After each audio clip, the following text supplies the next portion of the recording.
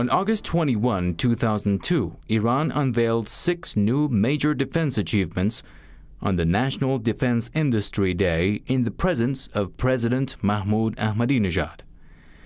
Defense Minister Brigadier General Ahmad Vahidi and Minister of Communications and Information Technology Reza Taghipour were also present at the ceremony, each lauding the successes and stressing that Iran is a peace-loving nation that has the capability and preparedness to fend for itself in the event of a strike by its sworn enemies. In recent years, Iran has attained self-sufficiency in producing essential military equipment and systems. On This Iran Today, we'll have a look at Iran's defense industry's accomplishments and why they have become so important and strategic.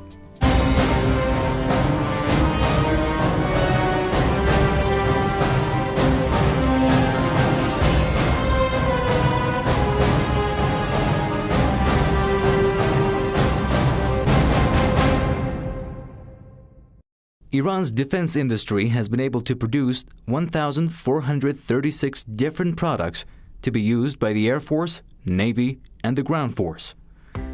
The industry rolled out its most recent accomplishments, a total of 192 produced over the past year in the August exhibition. Of the 192, 6 were introduced as the most significant. The Armata Flying Laboratory, the Bunyan 4 Marine Engine, the Aras Tactical Vehicle, the Wafa Mortar Launcher, as well as Shahed Tapping and Positioning System, and on top of them all, the 4th generation of the Fateh 1D-110 missile.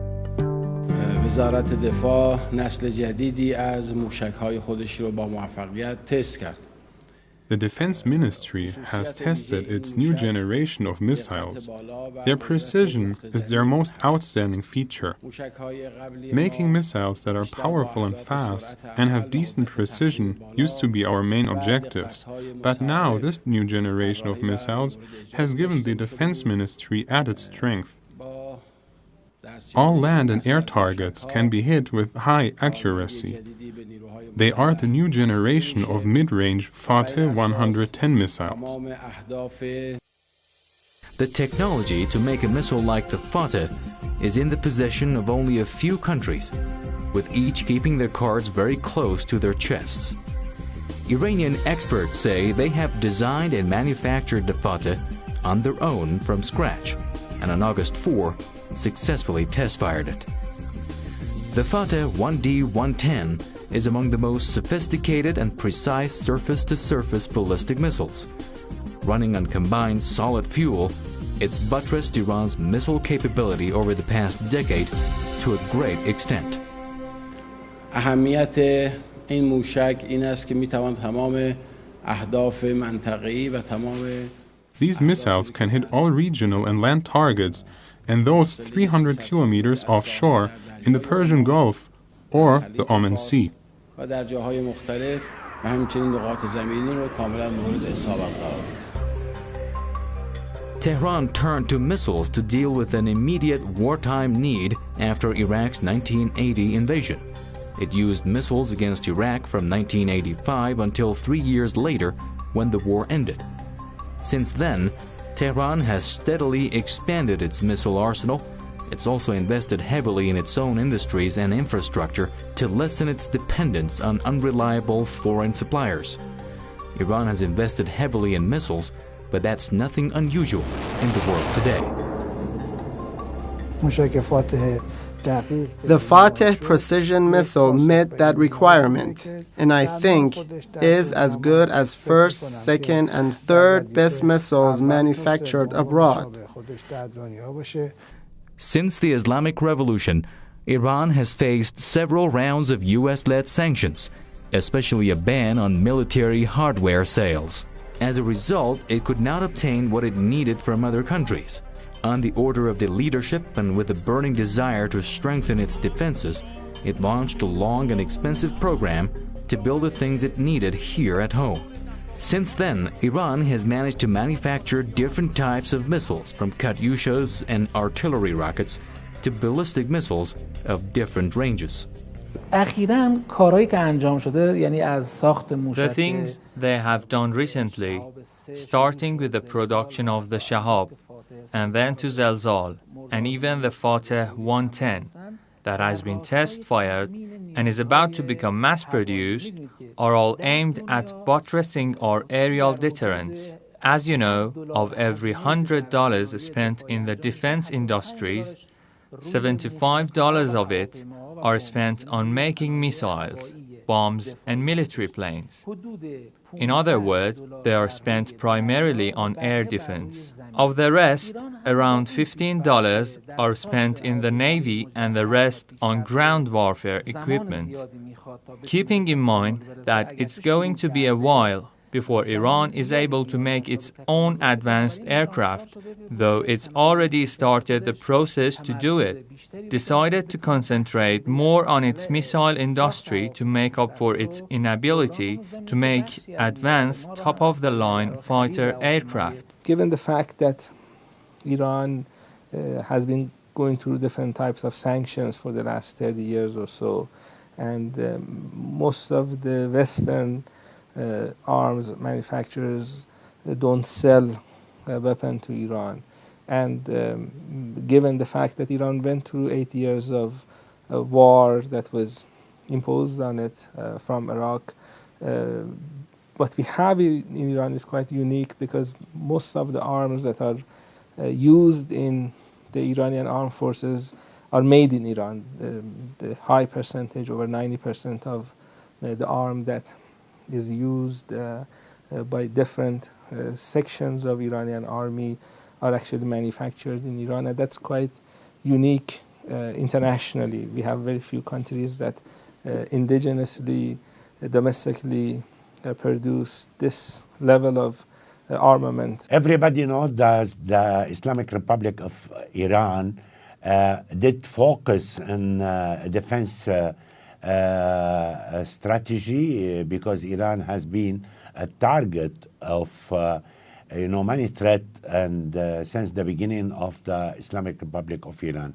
Within 3 decades, Iran did develop and a very important missiles, long-term, long-range missiles, and did develop also a very sophisticated air defense system, and also the Navy, the Iranian Navy, had a very dramatic development, very important development in the last decade, in the last 10 years. Oil and gas-rich Iran enjoys a strategic geographical position in the Middle East region and has for years been kept on its toes by the foreign forces' presence in this part of the world. Apart from that, the security threats from the US and NATO's military presence in Iraq and Afghanistan over the past decade have prompted Iran to beef up its defenses, such as putting up an impenetrable missile shield to repel or retaliate any attack. There is no other region in the world compared to the Middle East in terms of the number of conflicts and wars during the last 20 years. The most violent wars have happened here. Some of the violent actions are still going on in the region, and you see in all of them, with no exception, there is an external force involved. And this external force, of course, uses its local proxies or the fear of these local proxies and also their wealth to somehow perpetuate its presence, militarily speaking, in the region. مشکل دیگه که ما داریم محیط امنیتیه. The other problem we have is Iran's critical security situation. Therefore, in such circumstances, after a country establishes its military security, it's going to have to supply its need for weapons. Because we are facing threats from the east, west, north, and southwest, we need to constantly upgrade and update our weapons and equipment.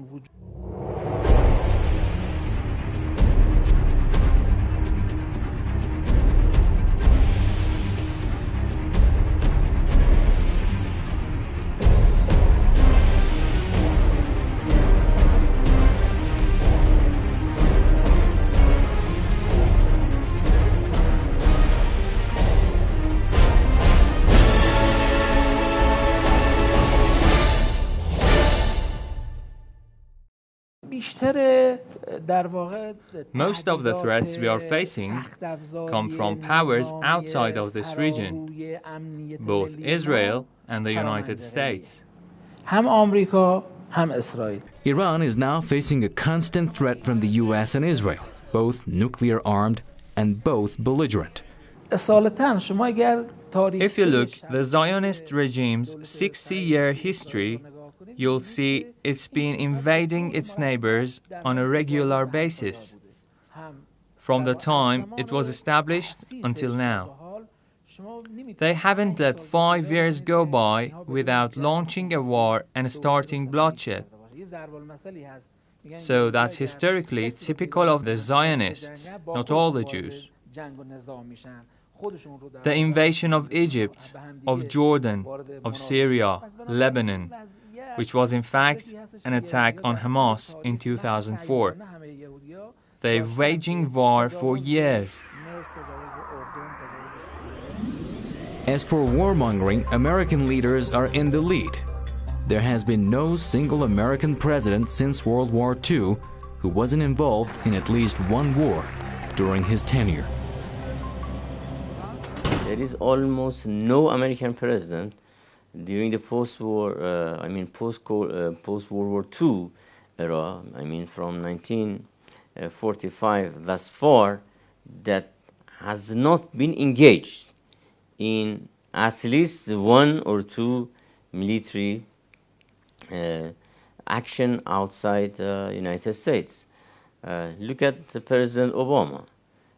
He has not launched invasion of other countries, but his administration is involved in a very militaristic adventure and move that is called drones against the ordinary people in Afghanistan, in Pakistan, in Somalia, in Yemen. The last few weeks and so far until today, every day we see in the newspaper that the Israeli government is thinking to invade Iran, to make an aggression and to make a strike against Iran. Yes or no, there is a conflict.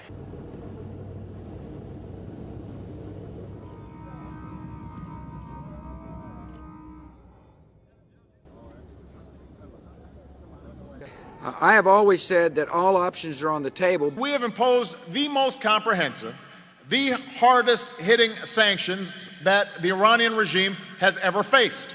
We haven't just talked about it, we have done it. Rest assured, we will take no options off the table.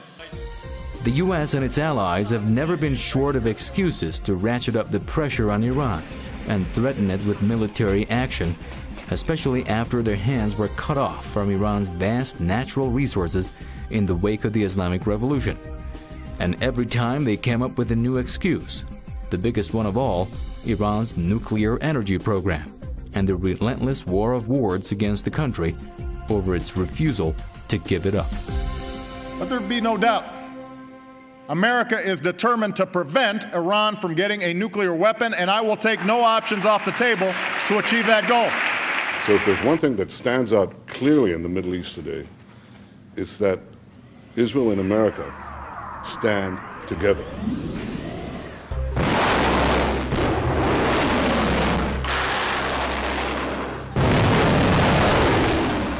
As part of their scaremongering tactics, the US and Israel have explicitly threatened Iran with war, saying all options are on the table with regards to Iran. And aside from the rhetoric of war, they have spearheaded and encouraged several economic sanctions against the country, launched an extensive media and cyber attack, and orchestrated the assassination of a number of Iranian nuclear scientists, all aimed at slowing or stalling the country's nuclear program.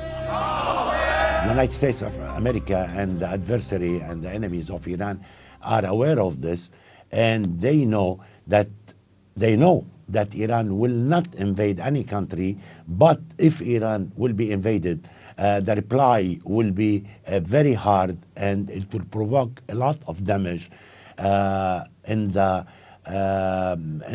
region, Of course, if Iran is invaded by America, there are many American interests and American military bases in the Gulf, and of course, Iran will not stay silent toward those targets. Almost every day, if not every hour, you see that the military option is on the table, and war games about attacking Iran are pronounced by American and Israelis, and no nation can be inattentive to these threats.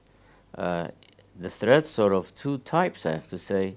One is very direct, very, I have to say, naked, like what you see from Netanyahu, and some of them are very indirect, some of them are indirectly designed to have proxy wars, and they are engaged in many middle ground military activities against Iran. As far as Iran, it looks like most of what the Americans have been threatening to do was hot air, all words and almost no action. But what prevents the world's biggest military powers from translating their words into action? And I think one reason we have not seen an attack on Iran, given the fact that Israeli government officials, US government officials threaten Iran almost weekly, threaten to attack Iran militarily weekly. The fact that we haven't seen that attack materialize is exactly that. They realize that Iran is basically capable of defending itself.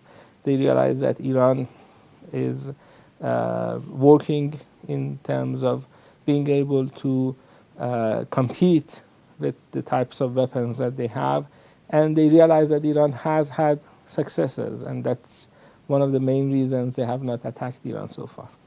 Nobody can deny the role of Iran as a important player in the region. Iran is very important countries in the region, and has also a role to play it. To play that role in the right way must be strong, and it's normal. If you prepare yourself to defend your countries, nobody can blame you. Everybody knows that Iran paid a lot of its economy to build up that system, but I think it was in the right way, because this force in Iran, it's not an aggression, it's not a threat, it's only deterrence. Deterrence to any countries may think to invade Iran or to attack Iran or to make an aggression against Iran. The Defense Ministry today is leading the way in fields like nanotechnology, aerospace, and information technology, because these symbolize power in today's world. As an independent nation with huge natural resources and intellectual capital, Iran has proved over the years it should be taken seriously. Yet its achievements in defense technology are either ignored, viewed with suspicion, or dismissed as exaggerated. We have had in recent memory, we have had instances that Iran has shown how well it can protect itself. As you know, a few months ago we had the issue of the US drone that had entered Iranian space, and Iranian government, Iranian military was able to basically capture this drone and put it away from the control of the US military personnel. That's a sign that Iran's advances in this area, at least, is quite extensive, being able to basically take over the control of the drone and take it away from the system that is producing it and directing it. It is quite a significant achievement. To tell the world Iran's never going to bow down to external threats, President Mahmoud Ahmadinejad has called on Iranian scientists and experts to redouble their efforts in deterring any threat to Iran's security and territorial integrity. We have to get to a point where our defense capability can stop all the bullying powers in their tracks or repel them. We can do that.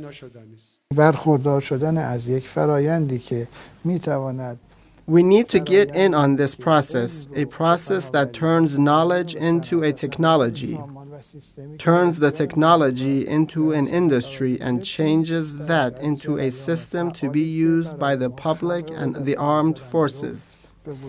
This is a process that helps us generate deterrence capability that can support our diplomacy so that we can pursue our national goals in different arenas.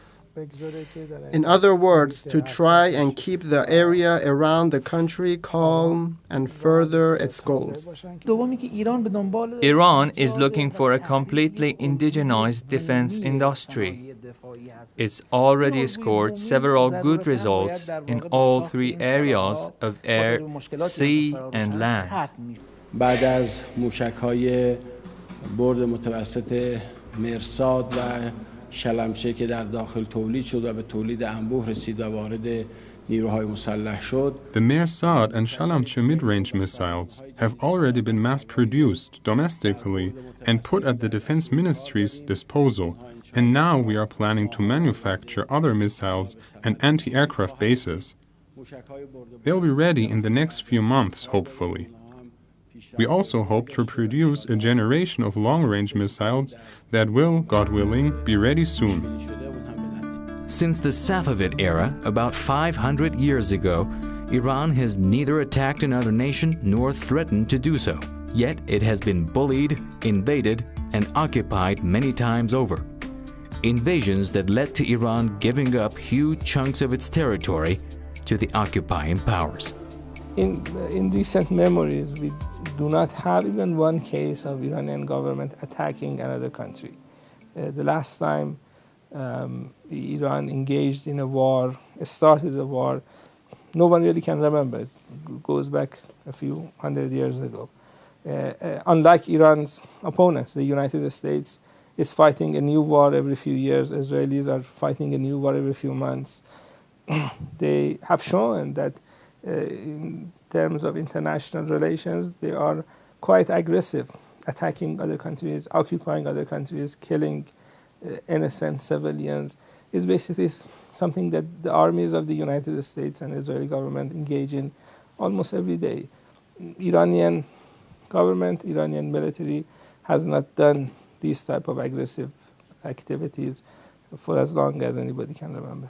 ما پیشرفت صنعت دفاعی رو برای کشورگشایی نمیخوایم، برای سلطه برای همسایه‌ها نمیخوایم. We are not expanding our defense industries in order to impose domination on other nations or occupy them or rule the world. We don't aim to bully others. Our purpose, first and foremost, is to defend ourselves, our land, our existence, and also to defend humanity. Again, not a tool of invasion, but as a deterrent.